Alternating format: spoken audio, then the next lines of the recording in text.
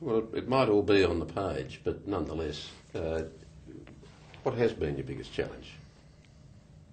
Well, I think that,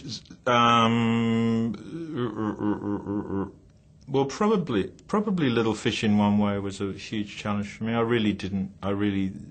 I very much wanted to work with Rowan, and I kind of thought the character was amazingly complex.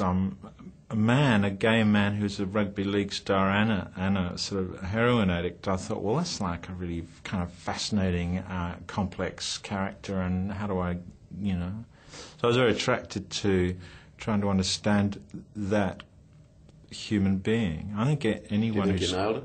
Pardon? You think you nailed it? I enjoyed doing it, despite the fact that it was a sort of difficult piece, and I think that's an indication that I was in the right territory, that I actually loved working with Rowan on that character and working in the way we did work. Yeah.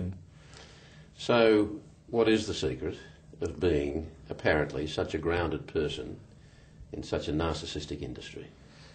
I don't know. I'm not sure. I don't know that I know what it is. And I was thinking, I feel incredibly inadequate myself. And in what way? Why? How do you feel inadequate? I don't know. I'm just a human being, I suppose. Yes.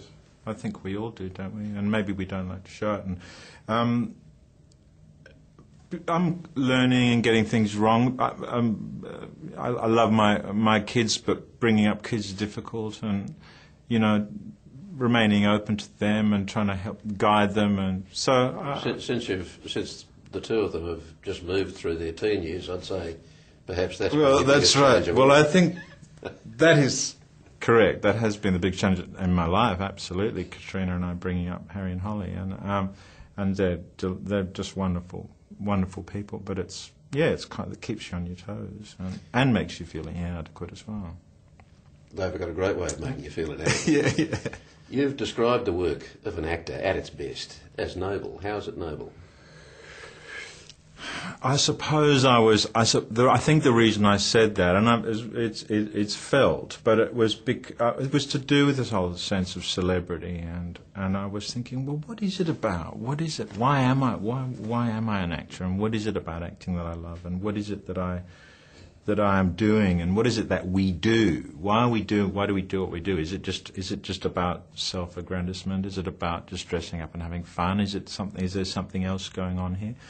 And I think at its best, what actors do and what storytellers do and what filmmakers do and what theatre does, it kind of illuminates who we are as human beings. And so in that way, as a doctor can heal someone's body, maybe an actor, can help to heal our understanding or our psyches, or the way in which we see ourselves. And so I suppose. Well, I think you can call that noble. That's a noble. Yeah. And I'm not saying I'm a noble person, but at times when the industry is so kind of crazy and it seems to be about celebrity, those are the times when I just kind of refocus. Why do I do this, and what do I learn from it, and what do I get out of it, and what do we get out of that whole process? So, in that context, what's next? Blockbuster or modest Aussie feature? Well, actually, this year, I think probably finishing off a very modest co-production, English-Australian co-production. And then I think The Hobbit's on the cards, so it'll be another blockbuster. And then very much looking forward to working at the Sydney Theatre Company at the end of the year. So are you looking forward to putting the elves' ears back on? I'm not sure about that. We'll see. No, I think it'll be fun. I'm very much looking forward to working on that book. It's a beautiful book. Playing an elf is a weird one. He said, scratching his ear. Yeah, no, that was a strange one.